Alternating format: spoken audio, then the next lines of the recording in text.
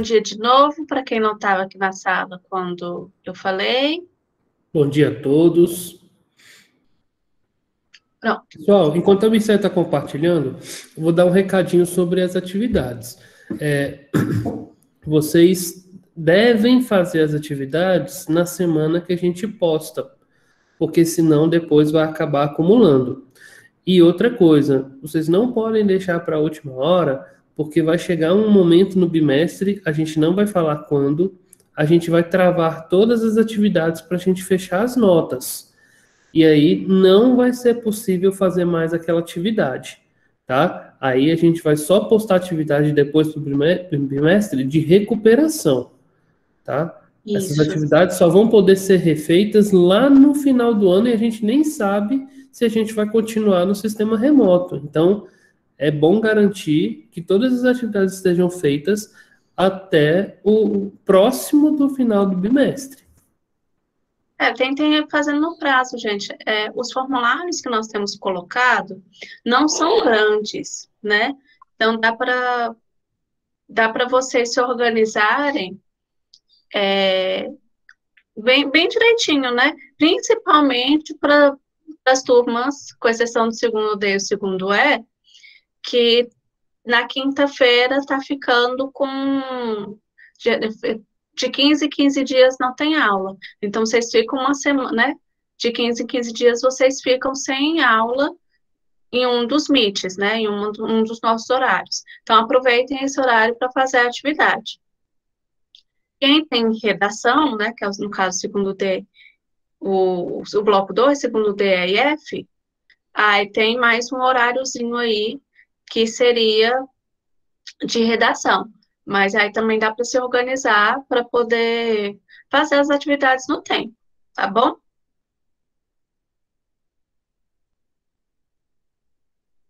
Tá. Não vou estar acompanhando o chat, não sei se você vai olhando para mim, Eu acompanho o chat, pode deixar. então eu vou estar aqui para a tela. Pessoal, perguntas pertinentes ao texto nesse momento, tá? Deixa para a gente fazer as brincadeiras depois. É muito importante a gente se concentrar nessa atividade para aprender esse conteúdo, que é muito importante para a prática de leitura e escrita de textos. Então, no chat, eu vou ficar selecionando as perguntas para que a gente possa acompanhar o desenvolvimento da atividade. Então, o que era para vocês fazerem nessa atividade? Era para vocês lerem o texto, né? Os 3 textos que eu coloquei para vocês, e identificar o tema, né, de cada um dos textos, né, qual é a temática que eles abordam, se os textos concordam ou discordam entre si, e de que forma um texto trabalha a intertextualidade com o outro ou com outros textos. E qual o efeito de sentido provocado pela intertextualidade. Né? Então, o que vai gerar essa intertextualidade? Tá? Eu vou lendo cada um dos textos e a gente vai fazendo isso um por um, tranquilo? E aí vocês vão colocando o que vocês identificaram, o que vocês tiveram dúvida no texto. Só para Então, a gente se organizar, você vai fazer a leitura primeiro do texto todo e a gente volta, ou a gente já vai fazendo as relações durante? acho que durante, né? Porque teoricamente todo mundo já leu, né? Tá bom, então. Ok. Só um detalhe que eu coloquei aqui, para quem não viu a atividade, os textos seguintes são artigos de opinião que foram produzidos após a notícia de que o livro didático Por uma Vida Melhor incentivaria os estudantes a falar errado. Então, teve uma notícia sobre esse livro didático e essa notícia dizia que esse livro estava incentivando a falar errado, que não estava ensinando gramática e criticando o livro. Aí, alguns autores escreveram seus artigos a respeito dessa notícia, tá bom? Então, vamos lá para o texto 1. É interessante a gente sempre observar quem que está falando, tá? De quem que é o texto, de que lugar está falando, para a gente identificar as formas, né, do texto, como que o ponto de vista do autor aparece no próprio texto. Então, aqui, a gente tem um texto escrito pelo Alexandre Garcia, que vocês devem conhecer, né? Um jornalista muito conhecido. E ele fala no Bom Dia Brasil. Ou seja, ele não escreveu esse texto, ele falou esse texto e foi transcrito depois, tá? O Bom Dia Brasil é um jornal televisivo, então ele apresentou na fala. Por isso que até algumas pontuações aqui tá faltando, porque foi transcrição e as transcrições nem sempre se atentam para a correção gramatical, se atenta mais à forma como o autor falou. Então, por exemplo, aqui no início ele fala: Renata, quando eu estava no primeiro ano do escolar, era para ter uma vírgula depois de Renata. Mas como está obedecendo a transcrição, o transcritor preferiu não colocar a vírgula para simbolizar essa fala mais rápida dele. Tá bom? Então, só alguns esclarecimentos, porque é importante a gente saber também de onde que está vindo o texto.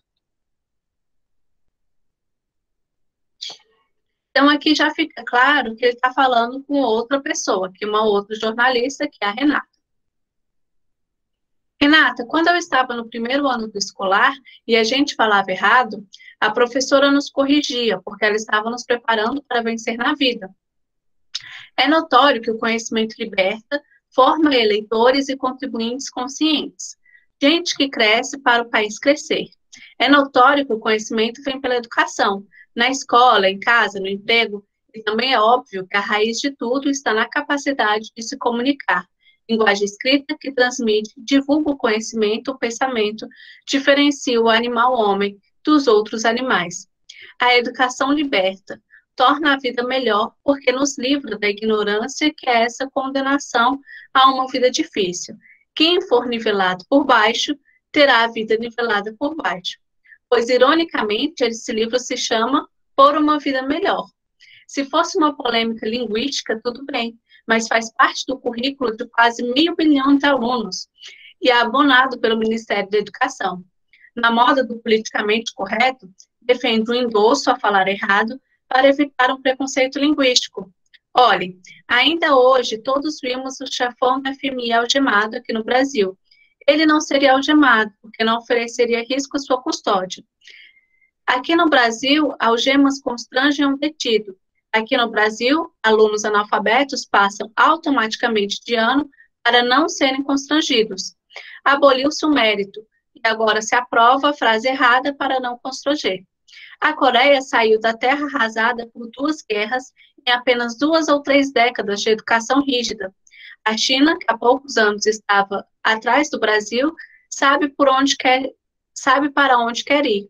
Está indo à razão de 10% no ano do PIB, com a educação rígida e tradicional, competitiva e premiando o mérito.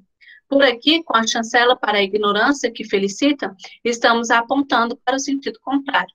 Eu acabei lendo o texto todo sem fazer as considerações. Então, vamos lá. Qual que é a temática que esse texto aborda? O que vocês conseguem identificar como tema? É uma crítica, professora, ao livro didático? A qualquer livro didático? Não, é o Por uma Vida Melhor. Ao livro didático Por uma Vida Melhor. Por que ele está criticando esse livro? Ele está alegando que ele desmoraliza. Peraí que vocês falaram juntos, um de cada vez. Fala, amiga, termina. Tá bom. Ele está alegando que ele desmoraliza a educação brasileira e que não agrega em nada para o conhecimento linguístico do aluno. Anabel? Era isso mesmo, que de acordo com ele, o livro incentiva o aluno a não evoluir e isso dá uma abertura para que a gente não se desenvolva educacionalmente, no caso, né? E isso não vai desenvolver o país. Ele faz essa ligação da educação pessoal com a educação geral, assim, do país e desenvolvimento e tal. Vocês conseguem colocar o ponto de vista dele em uma oração? O que ele está defendendo em uma oração? Vocês conseguem colocar isso?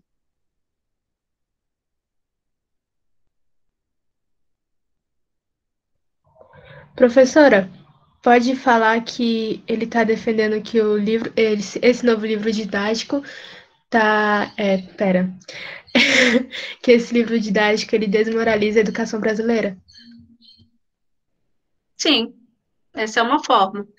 Então, a gente vai ver que o Alexandre Garcia está defendendo uma educação tradicional em vez dessa educação que ele, né, chama de chancela para a ignorância, em vez de em vez do que está sendo proposto pelo livro didático, que ele fala que é um politicamente correto, que nada está acrescentando, né? Micheia, posso Oi. só fazer um comentário sobre essa questão do Bom Dia Brasil?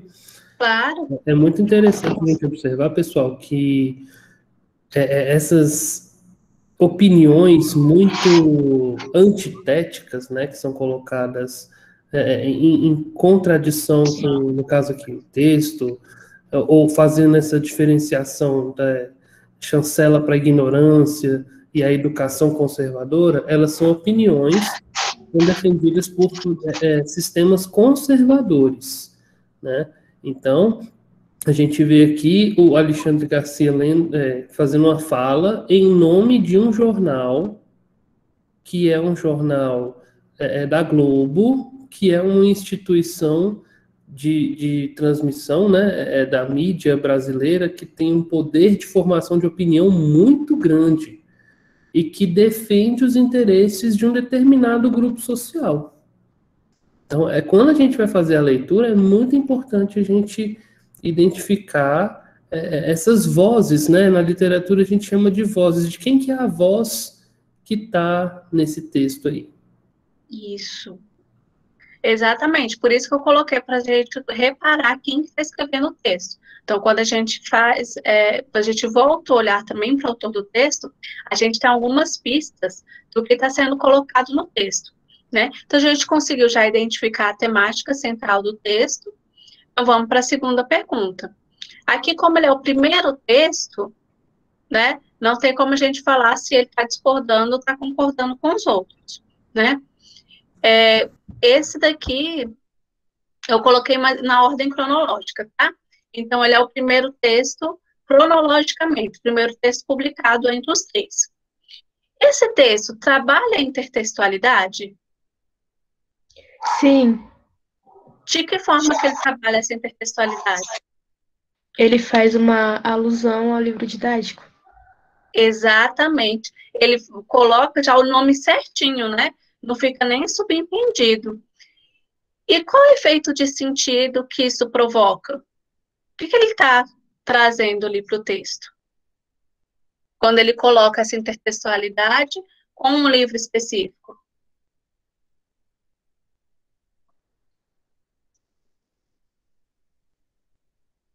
Vamos supor ali que nesse Repete texto... a questão, por favor. Eu não escutei. Qual é o efeito de sentido provocado pela intertextualidade? Está dando atenção ao livro? É isso, Luiz. Qual o efeito de sentido provocado pela intertextualidade? O fato dele ter citado o livro provoca que sentido? Por que ele colocou o livro? Ou seja, eu vou perguntar de um jeito diferente. Se ele não tivesse colocado a citação do livro, se ele não tivesse feito a referência ao livro, o que ia acontecer com o texto? Qual que é o objetivo do autor ao utilizar essa comparação com o livro didático e qual que é o resultado dessa comparação? Vocês podem escrever no chat também. Acho que ele quis fazer uma contradição, né? Ele quis contradizer o que ele falou. Porque, tipo assim, se ele tivesse falado sem usar o livro, ele daria só uma opinião, no caso, né? Mas como ele usou o livro, ele fez uma contradição. Ele deu uma opinião, mas uma opinião que contradiz algo. Entendi a contradição agora. A Luísa colocou assim, ó, se não tivesse citado uma parte do livro, como o leitor iria ter uma ideia da sua comparação? Isso. Então, as duas estão no caminho certo. Então, olha só. Se ele não tivesse colocado a citação do livro, Ai, gente, hoje eu estou queixando um pouco, desculpa. Se ele não tivesse colocado a citação do livro, a referência do livro, seria só a opinião genérica dele. A partir do momento que ele coloca o texto, ele tem uma comprovação do que ele está dizendo, né? A gente tem uma palavrinha para isso, chamada legitimação, tá? A legitimação é quando você torna algo que você falou referendado. Ou seja, algo que eu falei não foi só eu que eu falei, né? Várias pessoas antes de mim já falaram sobre aquilo. Então, se torna uma opinião mais forte. Uma prova que sua opinião é verdadeira, né? Isso. Então, ele fortalece a argumentação dele, né? Porque senão seria só a opinião de quem nem trabalha com educação. Mas quando ele cita o livro, ele tem essa legitimação do conhecimento.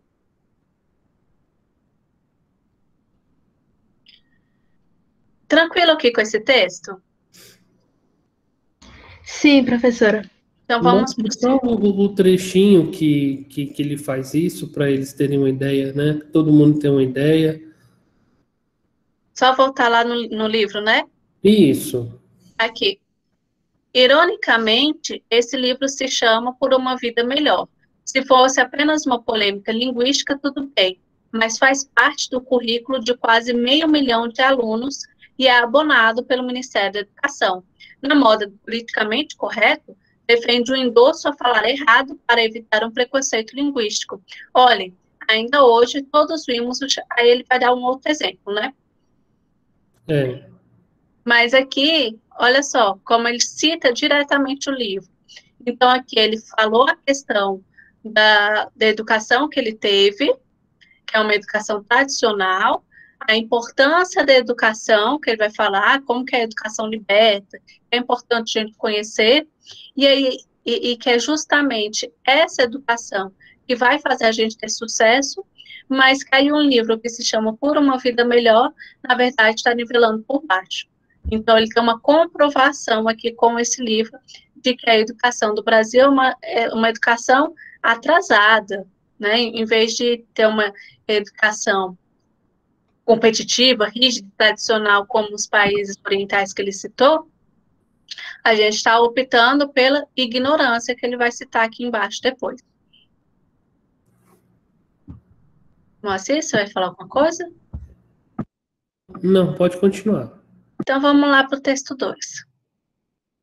Aí, aqui, esse texto já não é mais do Alexandre Garcia. Aqui já vai ser o texto 2, já vai ser escrito mesmo, não vai ser falado. E vai ser publicado pela Lia Luft. É uma escritora brasileira. Entre os tipos de textos que ela escreve os artigos de opinião, crônicas e contos para a revista Veja. Por que eu estou enfatizando isso? Porque a revista Veja também é uma revista conservadora. E aí a gente vai ver que a relação entre o texto da Alexandre Garcia e o texto vinculado nessa revista.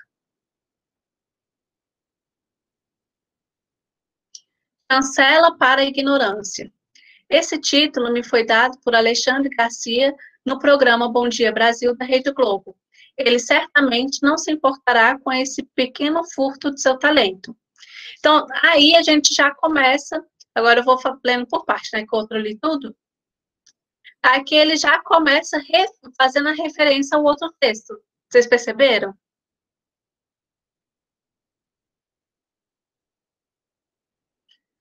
Aqui ela usa o mesmo termo, né, que ele usa, chancela para ignorância, que ele utiliza aqui. Por aqui, com a chancela para a ignorância que felicita, estamos apontando para o sentido contrário. Então, esse foi o título do texto que ela escolheu, né, do texto que ela escreveu, desculpa. E aí ela justifica a escolha do título, falando que foi o Alexandre Garcia que usou esse termo. Então, ela fala... Já é uma intertextualidade, né? Oi? Já é uma intertextualidade. Já né? é uma intertextualidade, exatamente. Tanto pelo uso das mesmas palavras que o Alexandre Garcia usou, quanto pela citação do programa onde foi vinculado. Isso. E isso, pessoal, é um tipo específico de intertextualidade, tá?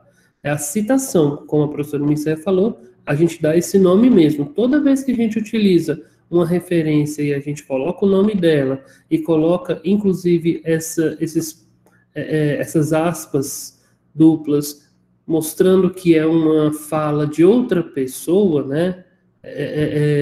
A gente está fazendo um tipo de citação direta, né? Então a gente vê aí uma referência direta a uma fala de uma outra pessoa. É uma forma direta de intertextualidade. Isso. E aí ela continua explicando o tema. O tema não, o título. Ele certamente não se importará com esse pequeno furto de seu talento. Referia-se ao tema que, mais do que me preocupar, me causa escândalo e assombro. E aí ela vai explicar sobre o que ela está falando. Um livro didático aprovado pelo Ministério da Educação e incluído entre os livros comprados pelo Programa Nacional do Livro Didático, que consagra muitas obras didáticas no país, promove o não ensino da língua padrão, que todos os brasileiros, dos mais simples aos mais sofisticados, têm direito de conhecer e usar. O que ela está fazendo aqui de novo?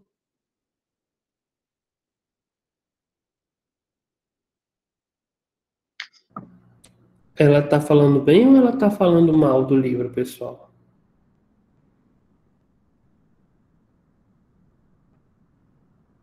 Tá falando mal?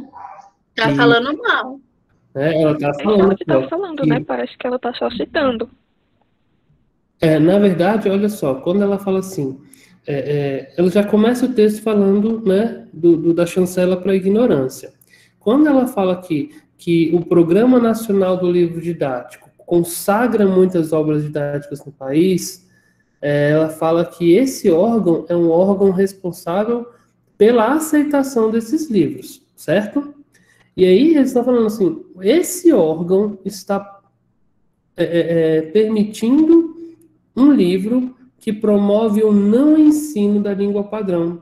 E isso, na perspectiva deles, é um absurdo, porque todo brasileiro tem direito de conhecer e de usar a língua padrão.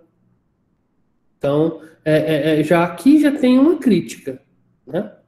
Pode continuar. E aí, eu vou colocar aqui, peguei aqui rapidão da Wikipédia,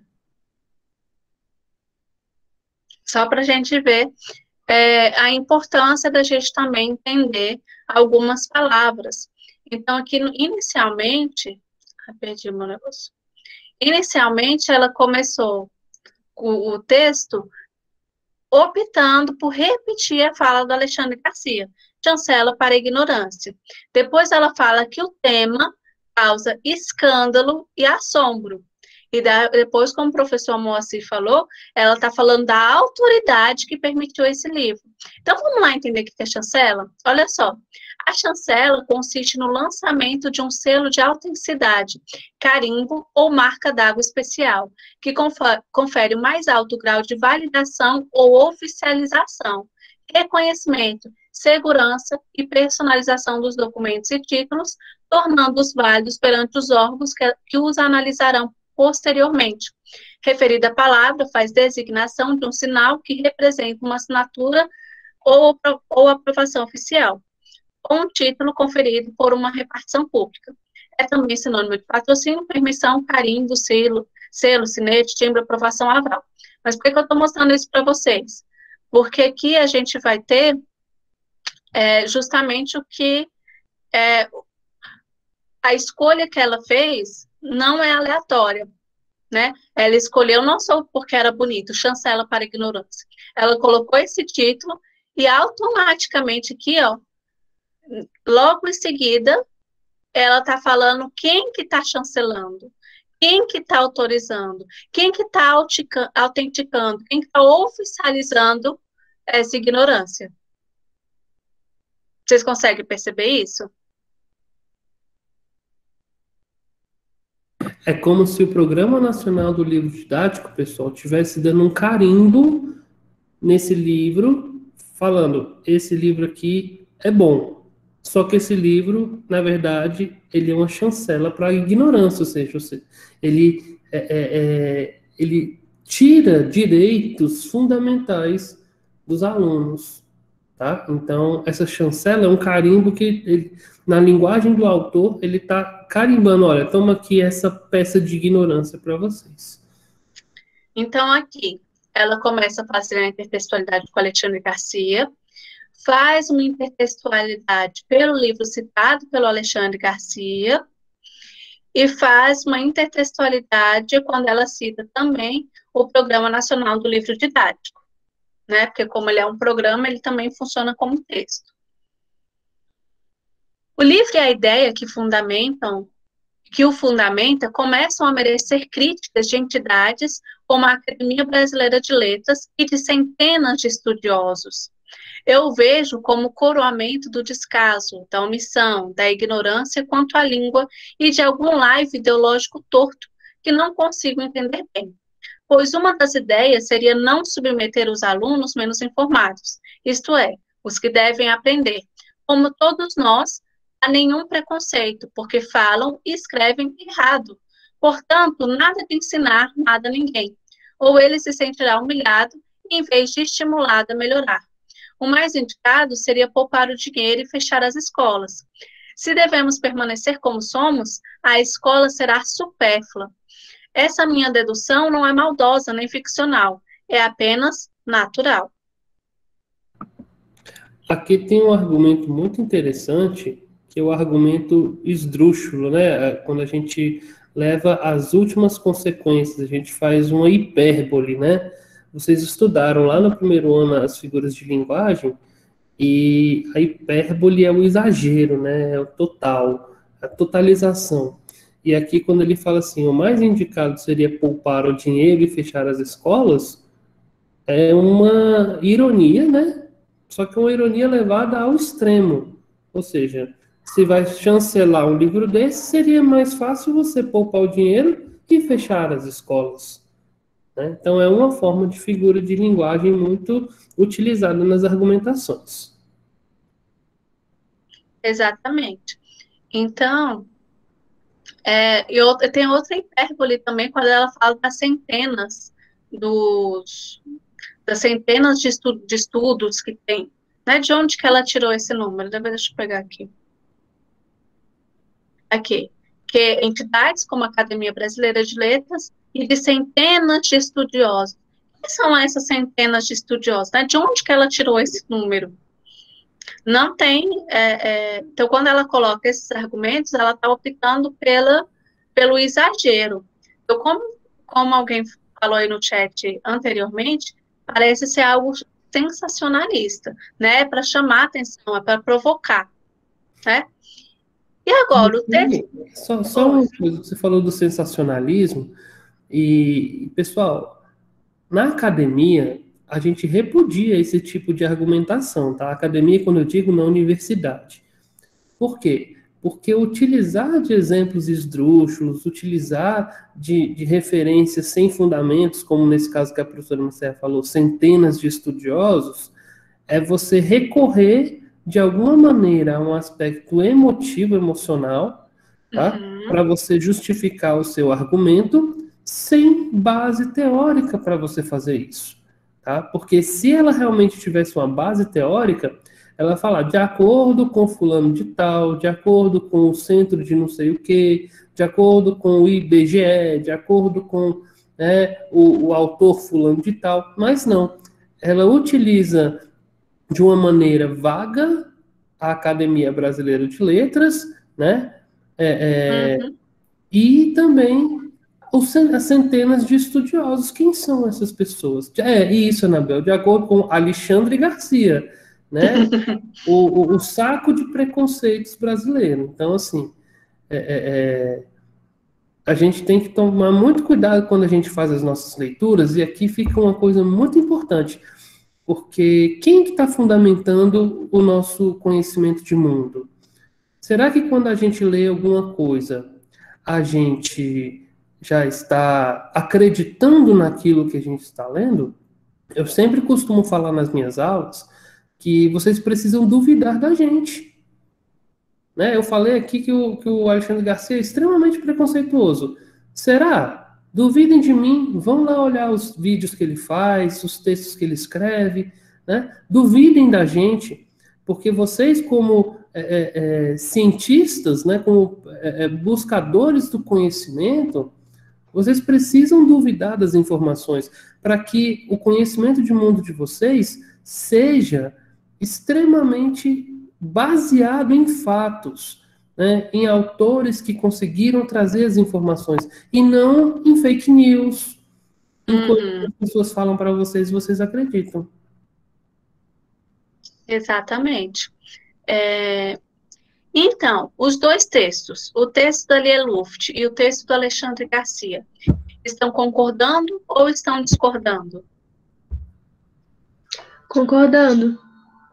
Os dois textos concordam. A gente vê que os dois partem do mesmo princípio, né? De que essa educação, pensando no estudante de uma forma global, do que ele já conhece, do contexto em que ele está situado, é pior do que o ensino tradicional, rígido, como Alexandre Garcia colocou, né? Então, vamos ver o terceiro texto. O terceiro texto, ele já é um texto bem curtinho, tá vendo? Ele é bem menor. É um texto do Marcos Banho, tá? Que é um linguista, professor universitário, e que ele divulgou de forma online, né? Nesse site aqui. E aí, o texto dele já chama O Livro Didático e a Ignorância Jornalística. Então, a gente já tem um outro contexto de escrita. Então, primeiro, porque aqui eu tenho uma autoridade na área, né? Porque a gente tem aqui, Lia Luft, ela é escritora literária, cronista da Veja. Ela escreve o texto, mas ela não atua na educação. Desculpa te interromper, mas nesse último texto que a senhora leu, já pelo tema em cima dá para perceber que é uma crítica já, né? Já, logo já pelo título, a gente já consegue ver que é uma crítica ao livro didático, a essa forma de educação. Aí, tranquilo? Posso continuar? Então, Alexandre Garcia é um jornalista, né? Então, ele também não atua na educação, ele também não atua sobre os estudos da linguagem. Aqui a gente tem um professor universitário que atua na área de linguística, né? É um professor de linguística, que é a ciência que estuda a língua. Aí ele começa, polêmica ou ignorância? Darwin nunca disse em nenhum lugar de seus escritos que o homem vem do macaco. Ele disse assim, que humanos e demais primatas deviam ter se originado de um ancestral comum. Mas essa visão mais sofisticada não interessava ao fundamentalismo religioso, que precisava de um lema distorcido, como o homem vem do macaco, para empreender sua campanha obscurantista, que permanece em voga até hoje. Inclusive no discurso da candidata azul disfarçada de verde à presidência da República do ano passado. Então, olha só, já que nessa primeira parte a gente consegue ver como ele trabalha a intertextualidade, né? Ele não está fazendo referência inicialmente ao livro didático, ele começa fazendo referência a um outro livro, que é o livro de Darwin. A Origem das Espécies, né? Exatamente. Aqui ele fala que nunca disse em lugar nenhum, né? Ele está citando o autor, aí depois ele fala, aí depois, na primeira, né? Aí depois ele fala, ele disse assim que humanos, aí é a referência ao livro A Origem das Espécies, que você falou, né? Mas aí eu queria falar que é possível fazer a intertextualidade só citando ao autor, sem especificar a obra, tá? Quando eu cito o autor, mesmo que eu não especifique a obra, eu também estou trabalhando a intertextualidade. E aí, aqui depois, ele vai fazer a referência à obra, porque ele vai falar o que ele disse. Humanos e demais primatas deviam ter se originado de um ancestral comum, que aí vem o livro que o professor Moacir falou, né?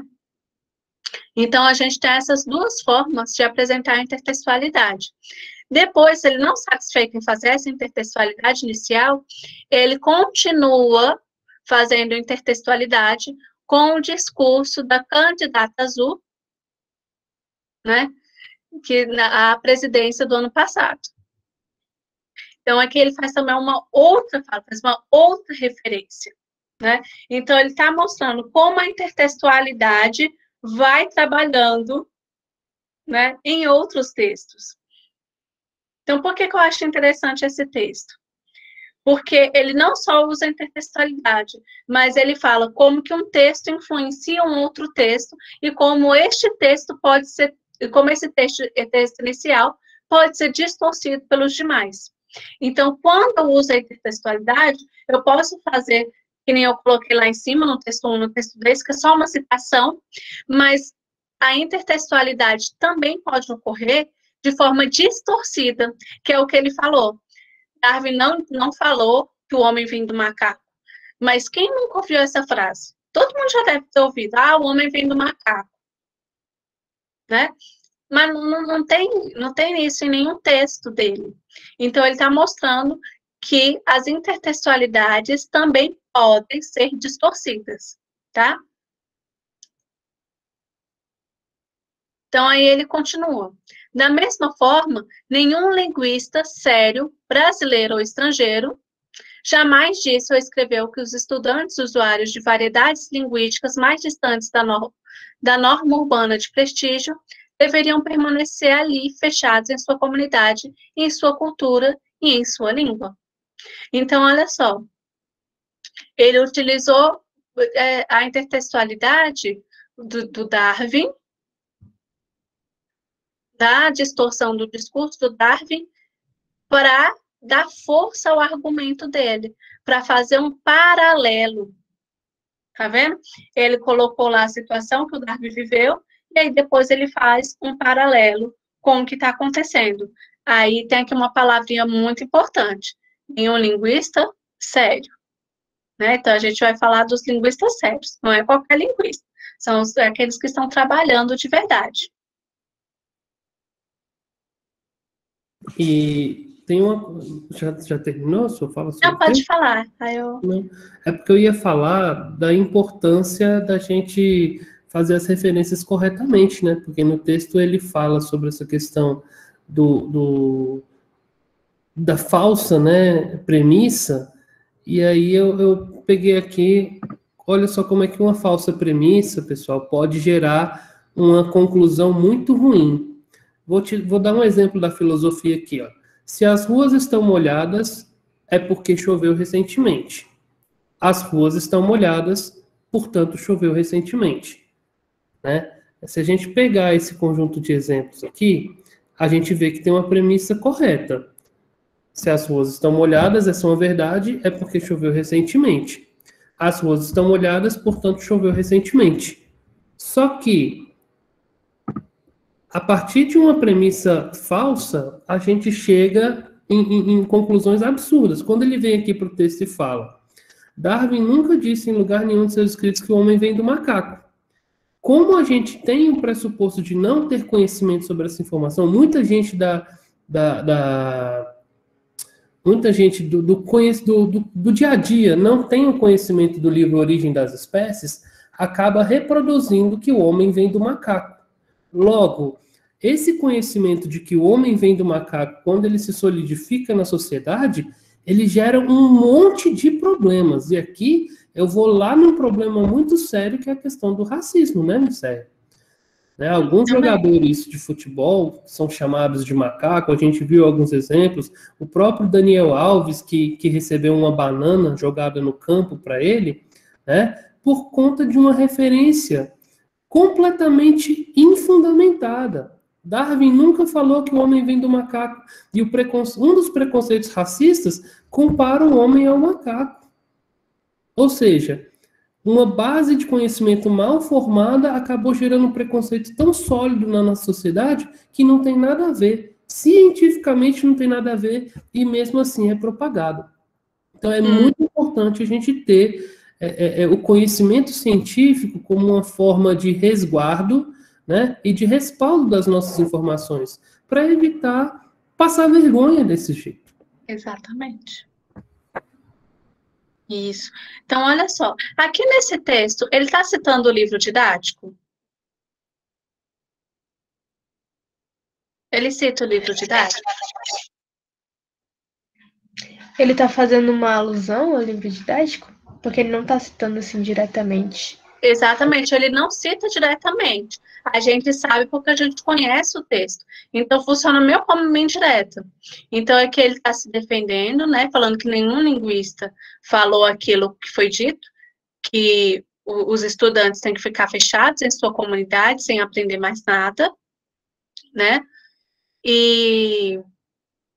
Mas aí aqui no título dele, ele fala o livro didático e ignorância jornalística. Ele não cita qual é o livro didático, mas quando ele escreve o texto dessa forma, a gente consegue compreender que ele está também conversando com o texto do Alexandre Garcia e com o texto da Lia Luft.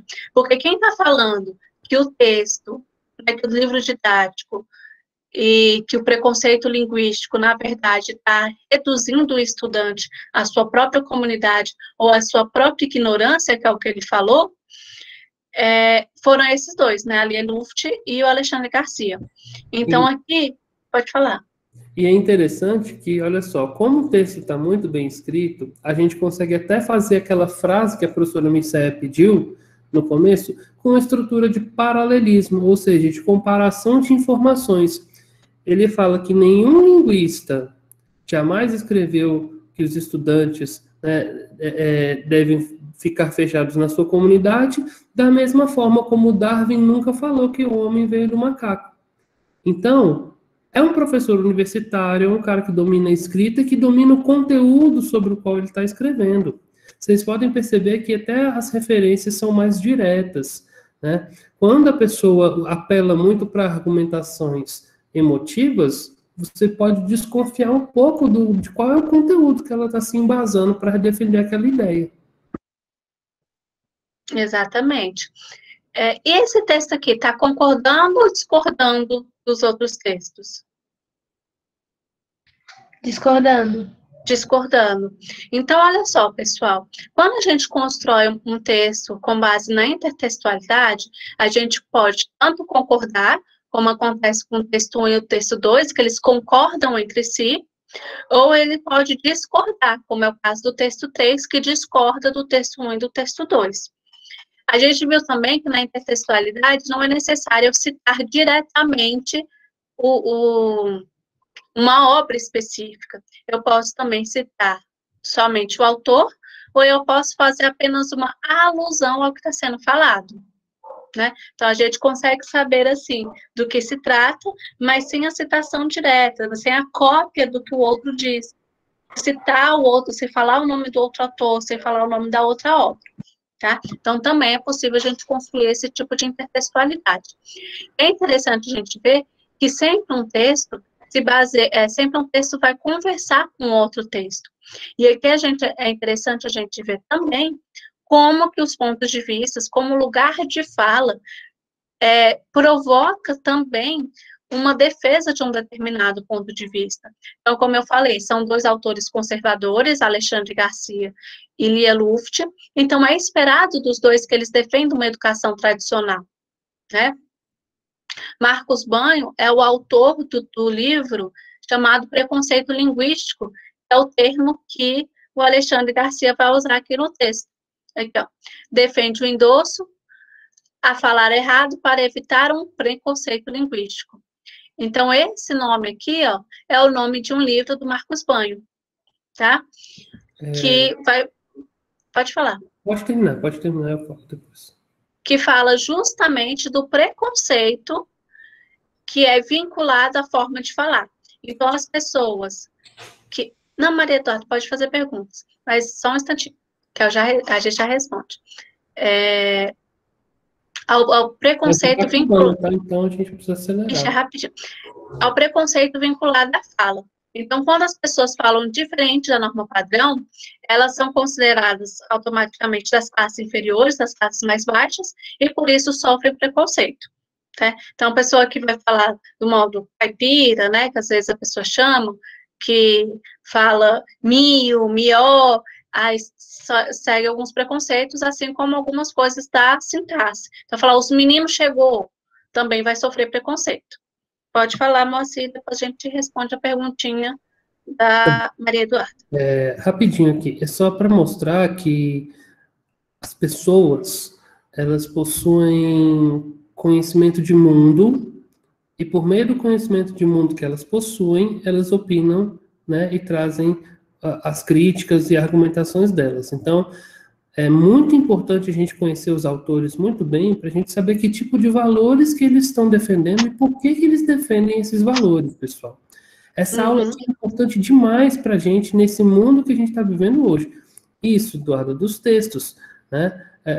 Os autores dos textos, eles têm conhecimento de mundo que é a formação de vida deles, tá?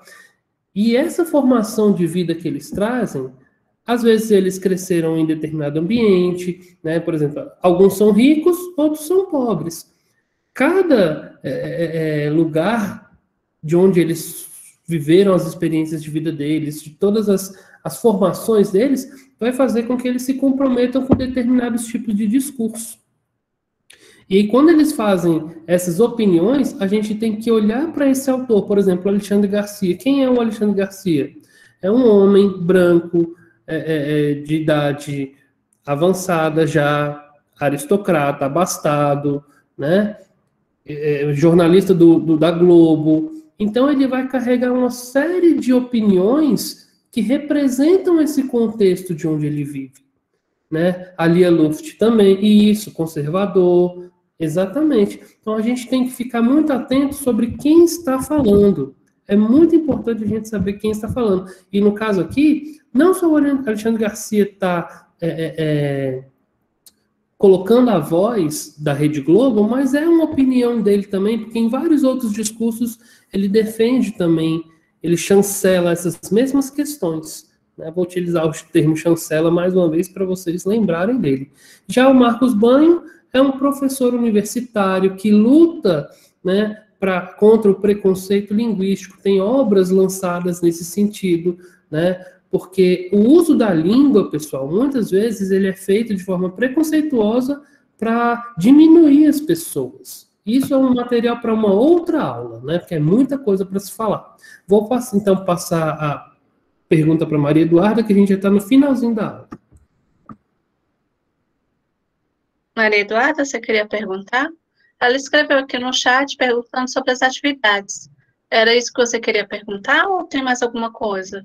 Não, é só isso, só para saber se tem mais atividades ou só isso. Não, a gente vai postar outra atividade sobre o outro conteúdo, tá? Na quinta-feira a gente vai ter aula também.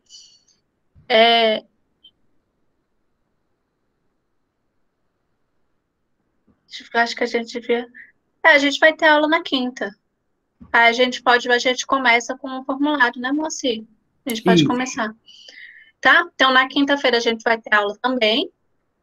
A gente termina essa parte de intertextualidade, a gente corrige o formulário rapidinho, e aí a gente faz a introdução ao novo tema. Como hoje é o dia de postagem, a gente já vai colocar a atividade do novo conteúdo, tá? Porque hoje que tem que postar, tá bom? A gente vai ter aula na quinta, então, pessoal, sobre um novo conteúdo, mas a gente tira um tempinho para a gente fazer a correção do formulário de intertextualidade, tá? A gente não vai deixar vocês na mão. É isso.